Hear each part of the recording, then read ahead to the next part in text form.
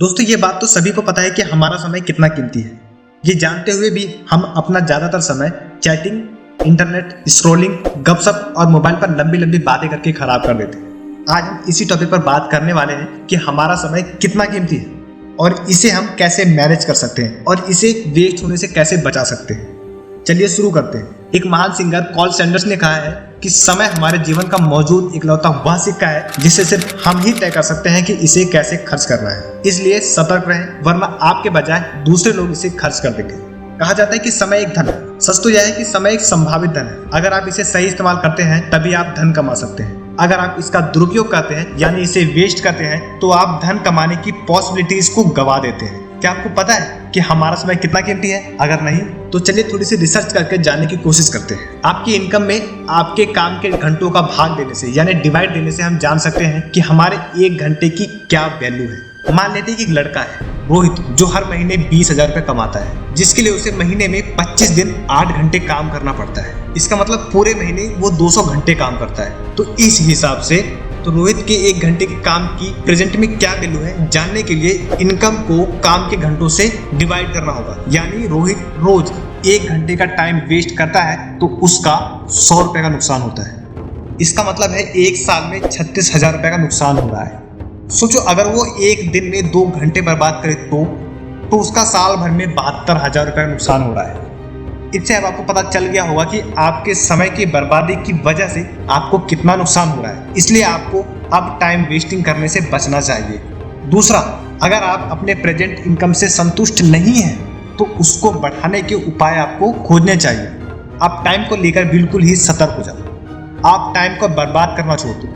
ये भी हो सकता है कि ये आपको टाइम का बेहतर उपयोग करने के लिए मोटिवेट करे और कम समय में ज़्यादा काम करने के लिए इंस्पायर करे, क्योंकि अब आपको पता चल चुका है कि आपका हर मिनट कितना कीमती है और उसे बर्बाद करने से आपका कितना नुकसान होगा। एक महान व्यक्तिवादी थियोफ्रस्टस ने कहा है कि जिन चीज़ों को मनुष्य खर्च कर सकता है उसमें टाइम सबसे ज़्यादा वैल्यूएबल है। क्या आपने कभी सोचा है कि हमें टाइम की इतनी कमी क्यों महसूस होती है?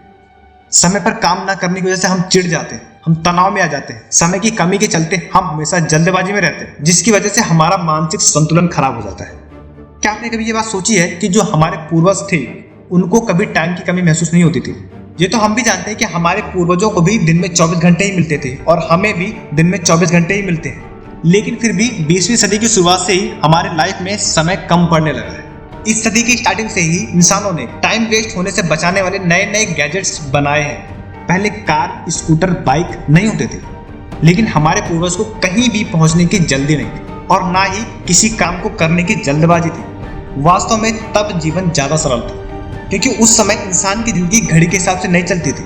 19वीं सेंचुरी के बाद फैक्ट्री, ऑफिस और नौकरी का जो दौर चला है इतनी तेजी से शुरू हुआ है कि उसने इंसान को घड़ी का गुलाम बना के रख दिया है। पहले जीवन सरल था, लेकिन अब जटिल यानी कि कॉम्प्लिकेटेड हो चुका है। और पहले हमारे जीवन की रफ्तार धीमी थी, लेकिन अब तेज हो चुकी है। अब हमारे पास इंटरनेट आ चुका है जो पलक झपकते ही हमें दूसरी दुनिया से जोड़ देता है।